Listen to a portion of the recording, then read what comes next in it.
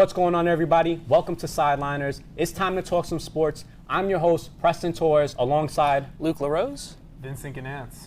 Today's topic: why have the Chiefs and the Ravens been playing so bad? Why have they been disappointing? I want to hear you guys' take. What is your take on this? You should start. So I think we should start with the Ravens. And for the Ravens, I think it's a little bit more simple. They've been injured a lot. They're missing their quarterback. They're missing like half their defense. They're missing their offensive line. They're missing a bunch of players on that. And they just haven't been able to stay healthy enough, I think, to compete, which is a big letdown because they were looked at as maybe a Super Bowl contender coming into the year, and they just haven't been able to stay healthy. Well, I think you also need to look at their strength of schedule. They've played a lot of really good teams in the first couple of weeks. They played the Bills. They played the Chiefs.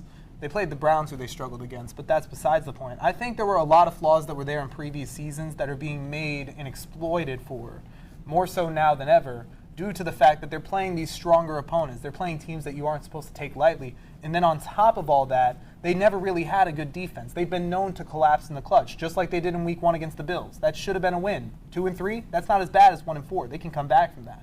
But the fact that they are where they are has to do with the fact that they haven't dealt with these flaws. And a lot of teams do that, where they just don't deal with flaws, and it turns into bigger issues down the stretch in later seasons. And that's where we're coming to now with the Ravens, unfortunately. Yeah, well, I definitely believe that there has been a lot of flaws, and I think it's going to be hard for them to bounce back. They have Lamar out. You know, he has the hamstring injury, and how is he going to be able to step up and lead his team to victory? There's a lot of defensive injuries, as you said, and there's a lot of defensive injuries, as you said, and how are their defense going to be? How are they going to be able to step up in this role?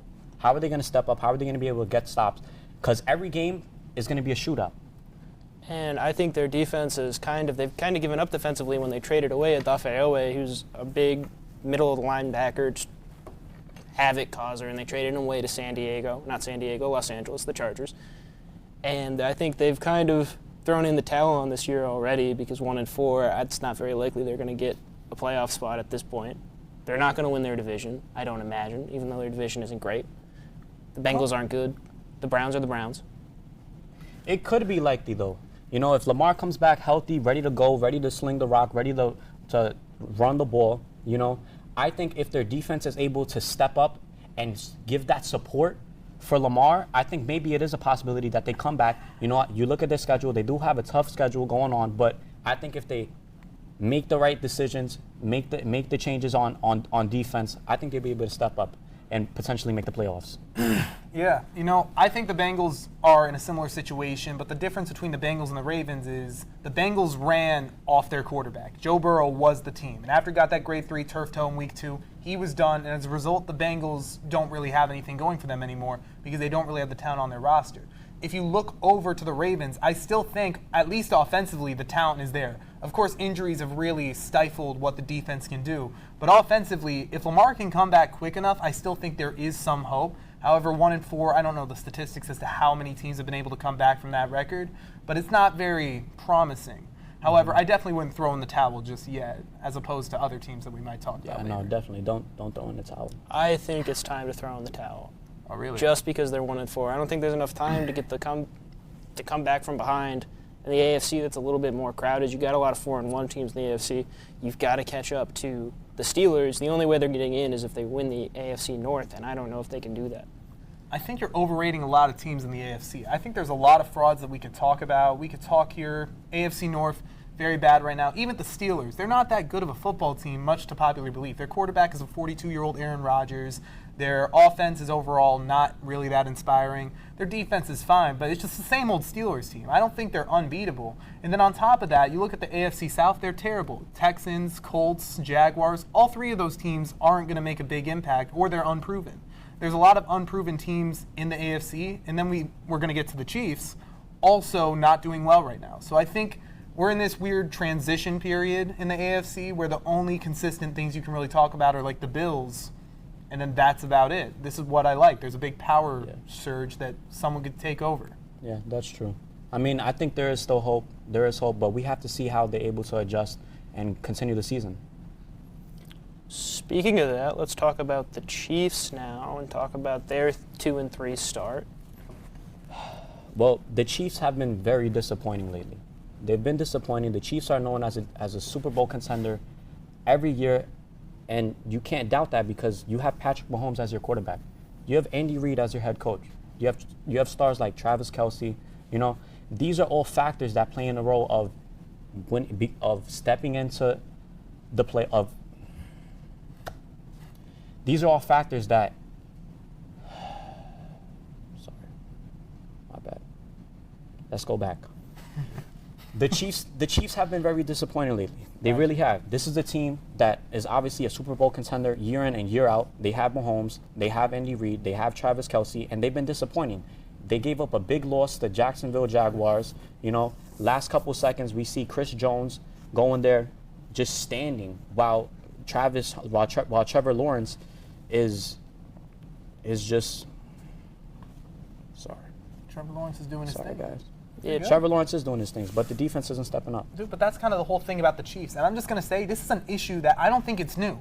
Anyone who watched the 2024 Chiefs can tell you that that wasn't a good football team. And I've been very persistent about this.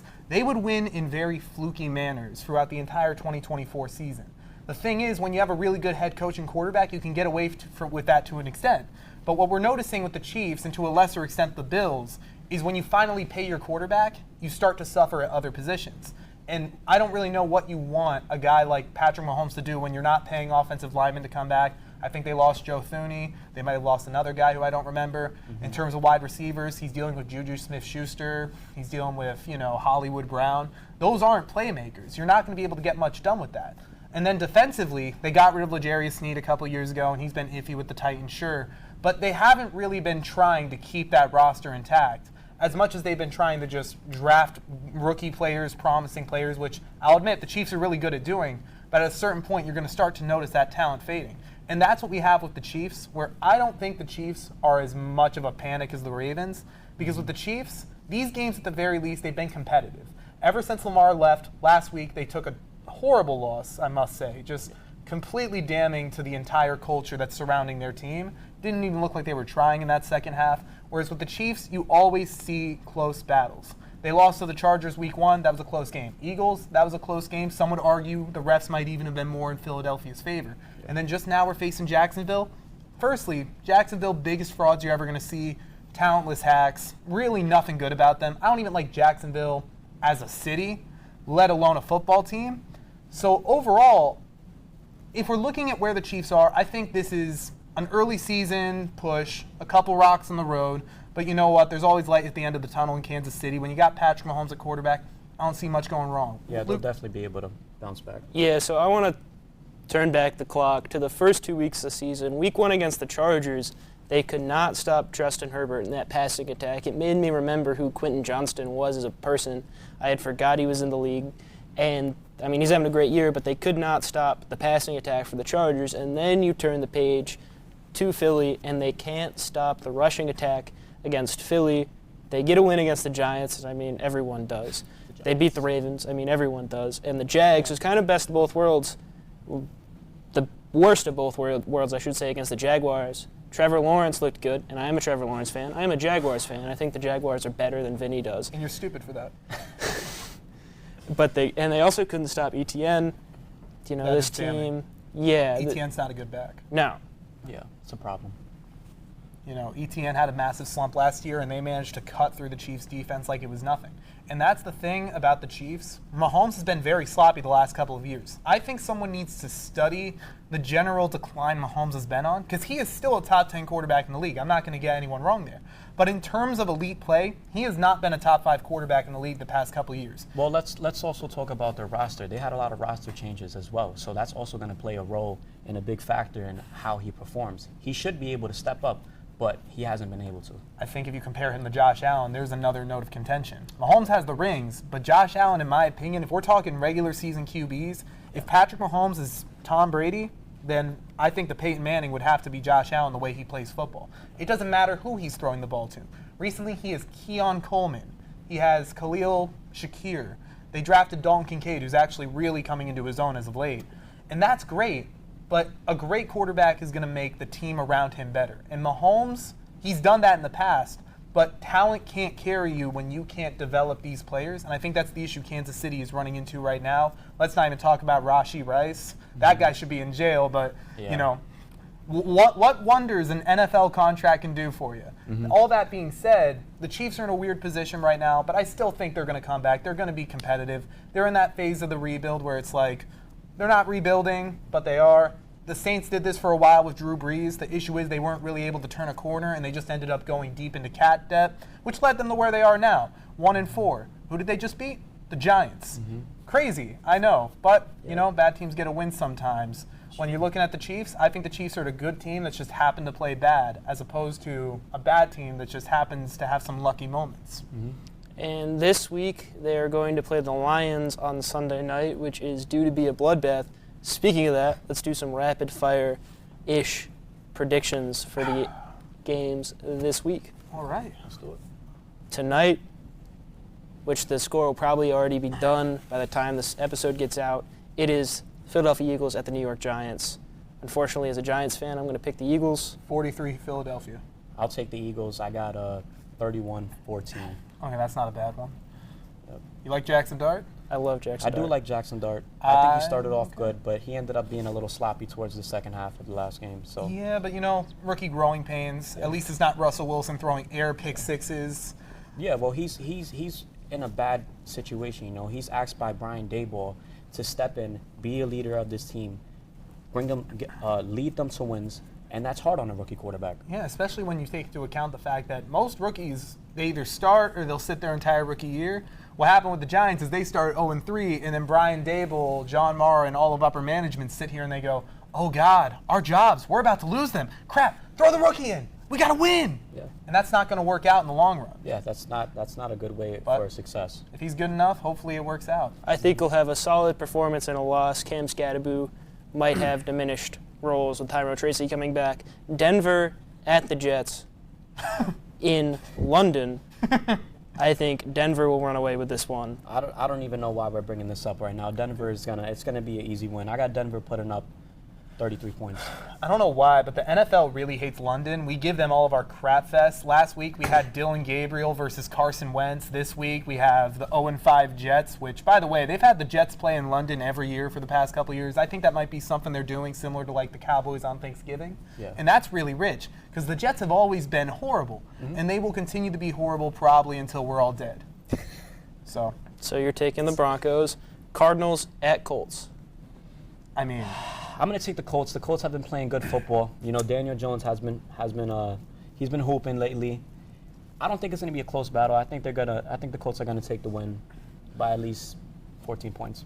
you know, anyone who witnessed the Cardinals play last week, that might have been one of the worst fourth quarter performances I've seen of any football team ever in my existence. They were making mistakes that not even a JV football team would make in the middle of like Rochester. It was just insane to me. The guy fumbles the ball, a quarterback throws a pick, and that somehow results in a touchdown. Just the craziest stuff happened, and it really just showed how bad Gannon is as a head coach and overall how horrible the Cardinals are. So I can't in good conscience not pick the Colts. I'm going Colts 2, Colts by at least 14. Chargers at Miami. I think it's pretty easy to be the Chargers. They've had a couple down weeks, lost to the Giants, lost again last week, but I think they'll be back. Amarian Hampton's out. That might affect some things. I have a theory called Chargers syndrome, and the Chargers are one of the worst teams historically. And I have a thing where I tend to believe in spiritual nuances when it comes to the NFL. It's the reason I don't think the Jets will ever turn that corner, and it's the reason I think the Chargers, no matter what, will always shoot themselves in the head. You know, it's a little saying, other teams shoot themselves in the foot, we shoot ourselves in the head. So I'd probably go with Miami in this situation, purely because I don't think the Chargers are a good football team. Wow. Well, I also think that the Miami Dolphins are not a good football team. They're and pretty bad. I think the Chargers are going to win by a breeze. You know, they're going to win by 21 points. All right. New England at New Orleans. Patriots aren't a great team. I think it's pretty easily handling the Patriots. Patriots. I'm not going to Patriots. talk about that Yep, no commentary on that one. one. The Saints are so sad. Cleveland at Pittsburgh. Pittsburgh, obviously. Pittsburgh. Yeah. Dallas at Carolina. I'm taking Carolina. I got faith this week, You know, I feel like you're a Dallas hater. and I am a Dallas And hater. I get it. I mean, it's all about them Cowboys, right? How about them? But here's my thing. I have faith. I think they are a talented football team. Their coaching is terrible. Their ownership is terrible. They maintain talent. And that's what I'm standing with. Javonte Williams, star fantasy player right now. I'm going to take the Cowboys. You know, I see Dak Prescott, you know, he's been playing really good this week. Well, You saw how Dak Prescott played against those Packers a couple weeks ago? Yeah, well, let's not talk about that right now. Yes, We don't have to do that. He won't go there. And unfortunately, we're not going to get to every game this week because we're running out of time. But I think Carolina is going to win, and I can't wait to laugh in both of your faces when that happens. That is all we have for Sideliners You can film this that. week. At least his face. You can film the laughing. It's going to happen. No. Bryce Young. Put in the outro. Rico Dowdle ran for 200 yards last week. No. Anyways, All right, if they win, I want to laugh at you. you can. I'm gonna. We're out of time. This is it for Sideliners this week. Thank you for watching. Thank you. Adios.